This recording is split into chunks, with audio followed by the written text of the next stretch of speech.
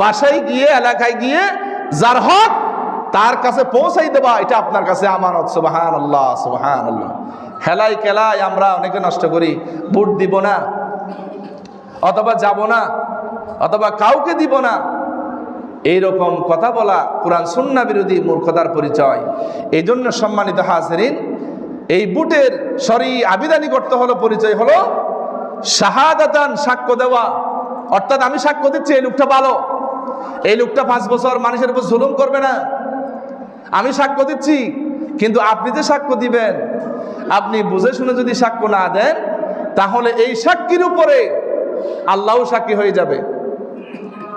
আমি যে বুট দেব, এই বুটটা যদি সঠিকভাবে বিচার বিশ্লেষণ না করে, যেমন মনে করেন আমরা অনেক সময় ভালো ডাক্তার কোথায় আছে এটা জানার জন্য আমি অনেক সময়